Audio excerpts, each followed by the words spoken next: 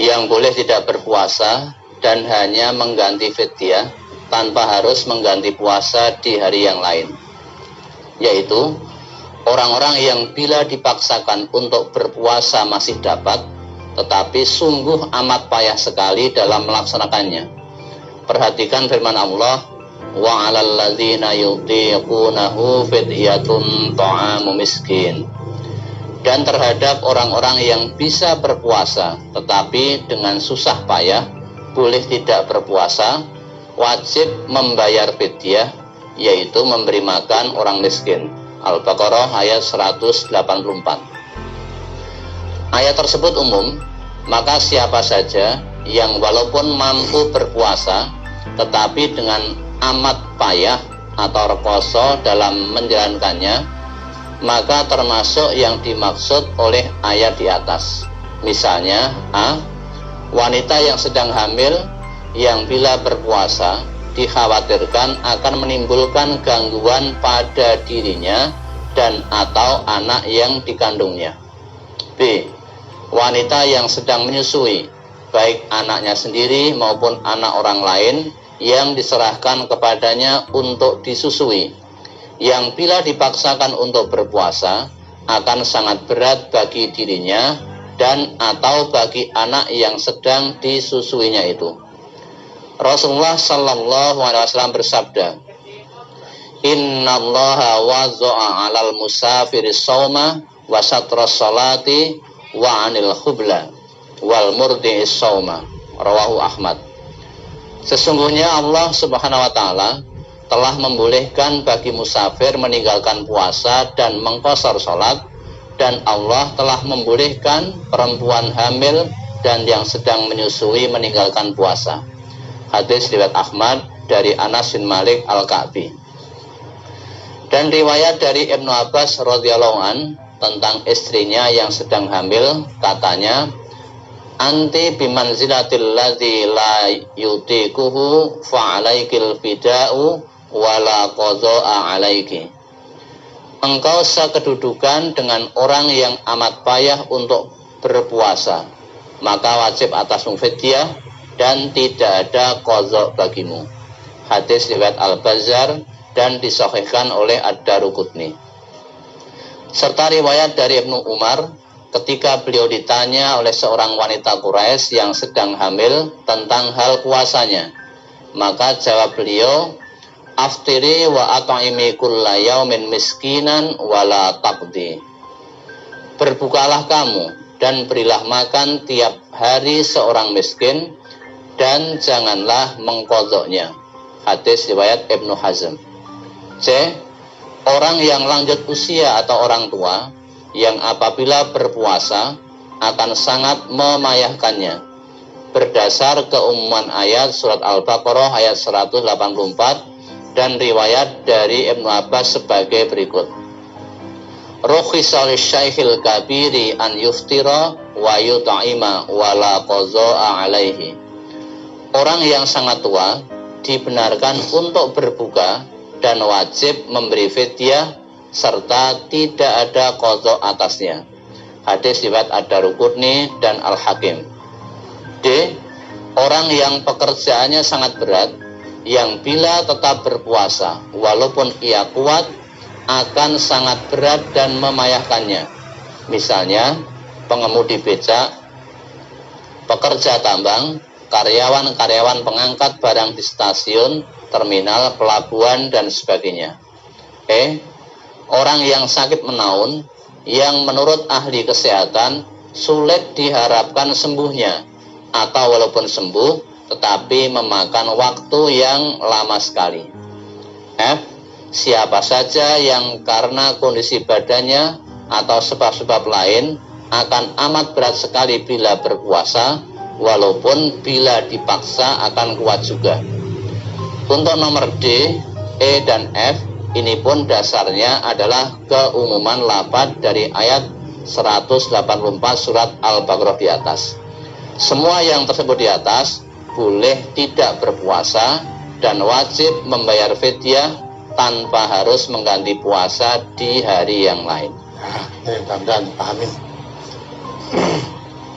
Tadi Jadi yang ketujuh, yang boleh tidak berpuasa tapi mengganti pada hari lain, enam tadi, nomor 6 itu orang musafir, orang sakit ya sudah terang ganti ya. Nah sekarang ini nomor 7, boleh tidak berpuasa tapi gantinya bukan puasa di hari lain, tapi gantinya dengan memberi makan orang miskin, yaitu fidyah, memberi makan orang miskin. Dasarnya surat Al-Baqarah 184, wa 'alal ladzina yutiqunahu fidyatun ta'amum miskin, ya, terhadap orang-orang yang bisa berpuasa tetapi sangat berat, susah payah melakukan puasa, maka wajib membayar fidyah, yaitu memberi makan orang miskin, bukan mengganti puasa di hari lain, ya, mengganti puasa di hari lain. Walaupun dia orang kaya, pekerjaannya berat. Kalau puasa dengan pekerjaannya itu berat, tapi dia tidak boleh. Dia boleh tidak puasa, ganti puasa tidak boleh. Gantinya membayar fidyah. Ya. Kalau dia daripada saya membayar fidyah, lebih baik saya ganti puasa aja, nggak boleh, karena sudah diatur oleh Allah. Sebaliknya, kalau dia orang kaya, memberi fidyah, memberi makan orang miskin lebih ringan, lebih mudah daripada dia mengganti puasa di hari lain. Itu pun nggak bisa ditukarkan, karena Allah membuat ketetapan orang yang boleh tidak berpuasa tapi gantinya harus puasa di hari lain, itu 1, orang sakit, 2, orang musafir, ya, dan juga bagi wanita yang sedang datang bulan atau sedang nifas, ya. Adapun orang yang boleh tidak puasa tapi tidak boleh mengganti puasa di hari lain, gantinya memberi makan orang miskin, fidyah, yaitu siapa? Wa 'alal ladzina yutiqunahu, orang yang menjalankan puasa itu terasa sangat berat, sangat susah. Nah, dipaksa-paksa juga kuat tapi rekoso banget. Nah, rekoso. Kalau kamu bukan puasa itu kamu merasa berat sekali, maka boleh tidak puasa. Nah, gantinya memberi fidyah tadi, memberi makan orang miskin. Nah, termasuk di sini diterangkan dalam brosur ini, wanita-wanita yang sedang hamil, sedang menyusui, itu termasuk golongan orang yang berat puasa. Nah, bagi orang ini bukan berarti semua orang hamil, semua orang menyusui boleh tidak puasa. Tidak. Bagi yang merasa berat. Karena ada wanita yang menyusui itu, kalau dengan disusui anaknya tadi, dirinya terasa lemes, ya, tidak bisa berbuat apa-apa, seolah-olah tidak bisa berjalan. Setelah makan, tegas lagi, sehat lagi. Nah, itu. Samping itu, habis nyusui itu anak-anaknya karena ibunya kurang air susunya, karena kurang makan tadi ya, akhirnya anaknya rewel terus, nangis, bisa jadi sakit lah. Kalau kekhawatiran begitu boleh, ya.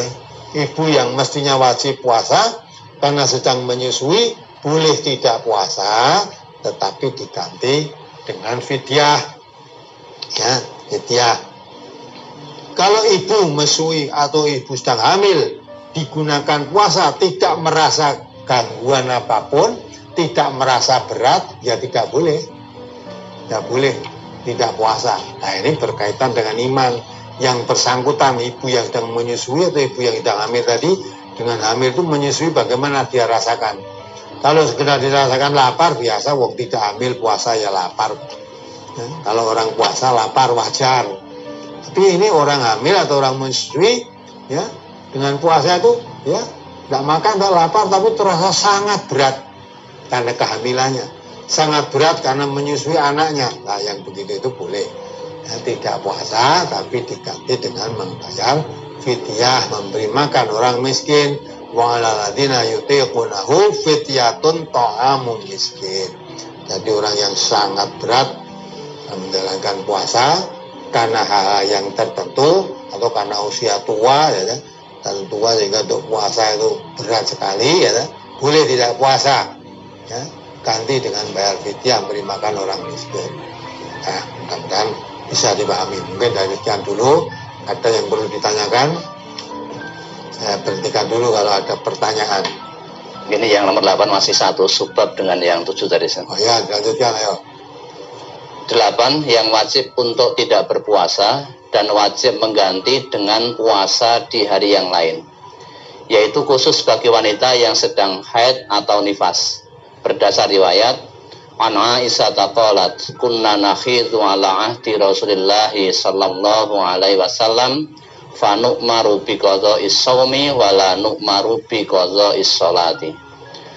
Dari Aisyah bahwa ia berkata, adalah kami haid di masa Rasulullah sallallahu alaihi wasallam, maka kami diperintahkan supaya mengqadha atau mengganti puasa, dan kami tidak diperintahkan mengqadha salat. Hadis riwayat Al-Jamaah dari Al-Mu'azzah. An Abi Sa'idin radhiyallahu anhu qala Nabiyyu sallallahu alaihi wasallam, alaisa idza hadat lam tusalli wa la tasum fadzalika nuqsanu diniha. Rawahul Bukhari.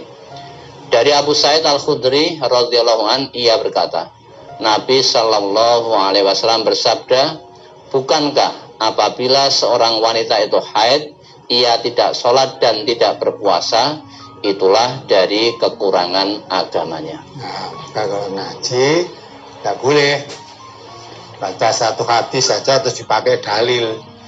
Kepada yang memahami, nah ini pahamnya lain, ya. Tadi saya kata, kunna nakhidu ala ahdi Rasulillah anu maru bi qadha'i shaum wala nu'maru bi qadha'i shalah. Ini ada yang memahami, ya. Jadi ini bagi wanita dari Aisyah tadi bahwa ia berkata, adalah kami haid di masa Rasulullah SAW. Jadi masa Rasulullah, Aisyah tadi haid, dan itu bulan Ramadan. Maka kami diperintahkan supaya mengqadha, mengganti puasa. Dan kami tidak diperintahkan mengqadha sholat. Ya. Sebenarnya jelas ya. Bulan Ramadan sedang haid, diperintahkan mengqadha puasa, tidak diperintahkan mengqadha sholat, ya. Nah ini ada yang memahami karena tidak diperintahkan mengqadha puasa, maka wanita bulan Ramadan walaupun sudah haid puasa boleh, maka tidak diperintah mengqadha. Wong puasanya harus dijalani, mengqadha. Ada yang memahami begitu. Jadi Ramadan, ya, wanita itu tidak boleh puasa. Tidak boleh puasa, tapi karena Nabi memerintahkan tidak boleh diqadha. Kalau diqadha itu berarti kan nyaur lah, maka karena tidak boleh mengqadha, tidak disaur, maka berarti boleh puasa. Nah, pemahaman begitu kan tidak pas. Apabila dikaitkan dengan hadis yang kedua ini, kalau Nabi SAW, alaisa idza hadat lam yusalli walam tasum dzalika nuqsanu diniha. Hadis riwayat Bukhari. Ya, bahwa bukankah apabila seorang wanita itu haid, ia tidak sholat dan tidak puasa, itulah dari kekurangan agama. Jadi agak wanita itu kurang agamanya. Kekurangannya apa? Terangkan pada hadis tadi. Kalau laki-laki tidak pernah ada, ya, laki-laki bulan Ramadan kok tidak puasa, tidak nyaur, nggak ada. Nah kalau wanita harus tidak puasa. Kalau sedang datang bulan atau sedang nifas harus tidak puasa. Puasa malah dosa. Ini bukan karena tidak boleh mengqadha puasa terus puasa. Orang haid itu puasa Ramadan boleh karena tidak boleh mengqadha. Tidak boleh mengqadha berarti harus puasa. Itu kan lain, ya. Maka yang kedua ini diterangkan, bukankah wanita kalau, ya, puasa, kalau bulan Ramadan tidak boleh puasa, itu bagi wanita yang sedang haid dan nifas tadi tidak puasa, ya. Dan tidak sholat juga. Wanita yang sedang datang bulan tidak sholat, tidak puasa. Tapi diperintahkan puasa yang ditinggalkan karena haid tadi qadha, sholatnya tidak, ya kan? Jadi jangan dipahami karena tidak boleh mengqadha berarti puasa boleh. Maka diganti dari hadis yang kedua itu, walaupun ya tidak boleh mengqadha bukan karena puasa boleh. Puasa tidak boleh puasa di bulan Ramadan kalau sedang haid, tidak boleh puasa.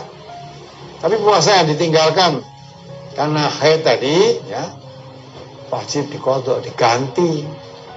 Ya sholatnya walaupun tidak boleh sholat, tidak usah diganti sholatnya. Nah beginilah dalam hal ini supaya dipahami. Jadi orang yang boleh puasa, boleh tidak puasa, itu orang Islam yang dalam keadaan sehat, normal dan banyak. Kalau orang dalam keadaan sakit, orang musafir, ya, kemudian wanita sedang haid atau sudah datang bulan, ya, kalau sakit musafir boleh tidak puasa, ganti puasa di hari lain. Tapi kalau haid datang bulan bukan boleh tidak puasa, wajib tidak puasa. Kalau berdua puasa malah dosa, wajib tidak puasa. Tapi gantinya bukan ganti seperti orang berat tadi, gantinya puasa seperti orang sakit, puasa di hari lain. Nah bagi wanita yang menyusui atau wanita yang sedang hamil berat puasa, dia termasuk yutikunahu. Untuk puasa kok berat sekali, dipeksa-peksa ya kuat tapi rekoso, itu berarti termasuk yutikunahu. Nah kalau yang masuk yutikunahu fidyatun ta'amu miskin, mengganti puasa di hari lain. Tidak begitu, tapi memberi fidyah pada orang miskin. Nah mudah-mudahan bisa dipahami. Sudah lengkap ya? Ya, sudah ada beberapa pertanyaan yang masuk. Ya. Waktu dulu saya sering tidak bayar hutang puasa wajib Ramadan, tapi bayar dengan fidyah. Saya pikir itu sudah benar. Tapi setelah ngaji, saya merasa berdosa. Bila saya bayar hutang puasa wajib, terasa berat karena banyak harinya. Bagaimana Ustadz? Bila saya mohon ampun kepada Allah SWT, apakah Allah mengampuni dosa saya karena kejahilian saya? Ustadz, mohon tausiahnya. Maka penting lah, baru ngetik, baru sadar pentingnya memahami agama. Kalau tidak paham agama, tidak mungkin jadi orang baik. Ya, satu contoh yang saudara tanyakan itu melanggar-langgar aturan tapi tidak menyadari. Karena apa? Tidak paham tentang agama. Ya, sering meninggalkan puasa.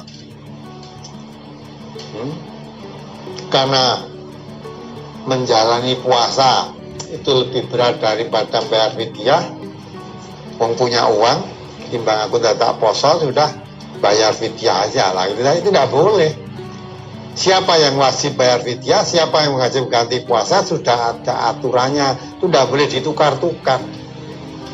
Jadi kalau dulu tidak puasa mesti membayar fidyah, ya harus dibayar fidyah. Tidak puasa mestinya diganti puasa hari lain, ya harus diganti hari lain, tidak boleh ditukar. Mestinya bayar fidyah, ya, karena iman-iman kehilangan duit ya tak ganti nih poso, atau sebaliknya daripada rekoso aku duit timbangannya ya tak lewangi poso sehari atau posone sukeh sing ora poso ditinggalkan tak bayar wae, tidak boleh begitu. Semua ada aturannya. Nah karena tadi saya akan menempatkan bukan pada tempatnya karena jahil, karena tidak tahu. Nah sekarang mohon ampun pada Allah, istighfar, mohon ampun pada Allah. Selanjutnya jangan diulangi lagi. Nanti kalau tidak puasa dilihat dulu, saya tidak puasa karena apa. Kalau tidak puasa karena sakit, tidak puasa karena musafir, oh ganti di hari lain. Oh saya tidak puasa karena menyusui, oh tidak puasa karena datang bulan, ganti puasa. Ya, kalau datang bulan ganti puasa. Karena menyusui termasuk yutikunahu, bayar fidyah. Nah, kan tidak puasa karena apa? Karena sakit. Maka yang tahu kan dirinya sendiri. Kalau sakit karena musafir, karena datang bulan, ganti puasa di hari lain. Tapi karena berat melakukan puasa, ya, karena usia sudah tua atau karena sakit yang menaun, yang susah diharapkan sembuhnya, ya. Tapi kalau untuk puasa berat, berarti termasuk yutikuna, jadi fidyah. Nah, maka karena sudah tahu, yang mudah-mudahan Allah mengampuni, karena Allah mengampuni dosa orang yang melakukan dosa karena kejahilannya. Tapi setelah tahu, segera bertaubat. Coba tolong dibaca Surat An-Nisa ayat 17 itu. Surat An-Nisa nomor surat 4 ayat 17. Innamat taubatu 'ala Allahi lilladzina ya'maluna as-su'a bi jahalatin tsumma yatubuna min qarib faulaika yatubullahu 'alaihim wa kana Allahu 'aliman hakima. Sesungguhnya taubat di sisi Allah hanyalah taubat bagi orang-orang yang mengerjakan kejahatan lantaran kejahilan, yang kemudian mereka bertaubat dengan segera. Maka mereka itulah yang diterima Allah taubatnya, dan Allah maha mengetahui lagi maha bijaksana. Itu taubatnya. Orang melakukan pelanggaran, melakukan dosa karena kejahilan. Jahil itu bodoh, bodoh itu tidak tahu. Karena tidak tahu maka melanggar aturan. Tapi setelah tahu, ya, sudah tahu, merasa dirinya berdosa, maka taubat dengan segera, tidak mengulangi, tidak meneruskan perbuatan yang dilakukan dengan dosa tadi, dengan pelanggaran tadi, ya, dan diikuti dengan kebaikan-kebaikan, ya, kebaikan-kebaikan. Maka banyak istighfar, menampun kepada Allah, sudah tidak diulangi lagi. Sekarang kalau, ya, meninggalkan puasa, nah, apa yang harus saya lakukan, tuh pelajari tadi. Jangan ditukar-tukar. Apa yang sudah ditetapkan Allah harus dilaksanakan sebagaimana mestinya. Saya tidak puasa karena apa? Tidak puasa karena sakit, oh saya harus ganti. Tidak puasa musafir, oh harus ganti. Tidak puasa tanpa sebab, lah ini juga harus mengerti. Tidak musafir, tidak sakit, tidak yutikunahu, kok tidak puasa hanya karena apa?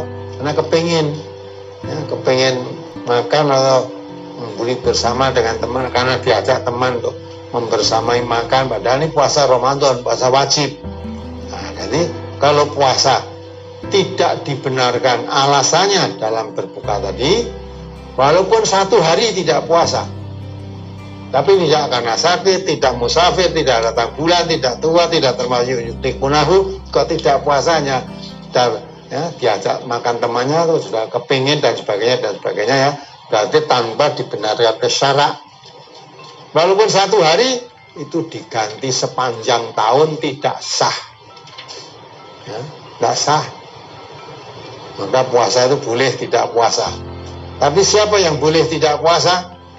Ya, orang yang boleh, yang tidak puasa sudah ada ketentuannya. Siapa yang boleh dan apa kewajiban bagi yang boleh tidak puasa tadi? Apa dia ganti puasa atau dia bayar fidyah? Nah, itu ada kewajiban. Kalau meninggalkan puasa, ya, dia berbuka di bulan Ramadan tanpa sebab yang dibenarkan oleh syari, tidak ada gantinya. Walaupun tidak puasa sehari, diganti sepanjang tahun tidak sah, dosa berarti. Nah, dosa. Ya, mudah-mudahan bisa dipahami. Berikutnya, sebenarnya batas waktu sahur itu waktu imsak apa sebelum subuh, Ustaz? Dan menggosok gigi di siang hari membatalkan puasa apa tidak? Jadi, ya, tadi sudah diterangkan tadi itu. Jadi puasa itu dimulai, nah, boleh makan, boleh minum di waktu malam hari, batas waktunya sampai benang hitam kelihatan putih. Jadi aslinya benang itu putih aslinya. Dilihat di malam hari tadi masih hitam karena masih gelap, berarti walaupun putih hasilnya tapi dilihat masih hitam, itu berarti masih gelap. Nah nanti kalau yang putih tadi sudah mulai kelihatan putih, oh berarti sudah terang. Jadi waktu imsak itu masih boleh sahur. Imsak itu perhatian itu sudah mendekati waktu subuh. Tapi masih boleh imsak itu mau minum makan boleh, tapi itu mulai hati-hati. Bentar lagi ini sudah akan masuk waktu subuh gitu loh. Tapi waktu imsak yang dibengok ya lewat radio-radio, lewat masjid-masjid, pada umumnya biasanya itu masih boleh makan, masih boleh minum. Zaman Nabi ya tidak ada kok bengok-bengok imsak, kami itu ngandani itu.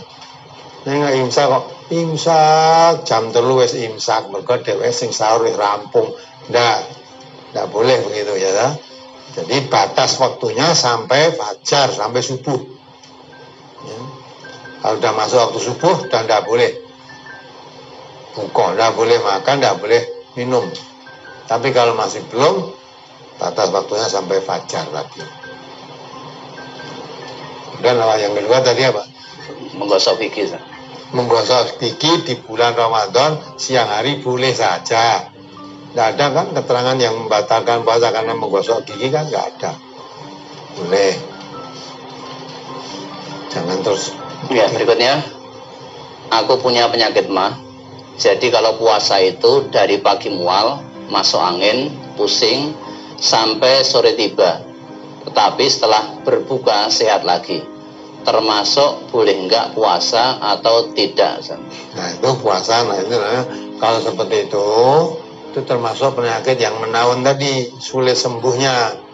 Ya, kalau memang digunakan puasa mual dan sebagainya, berat sekali menjalankan puasa, boleh tidak puasa, boleh tidak puasa, gantinya bayar fidyah.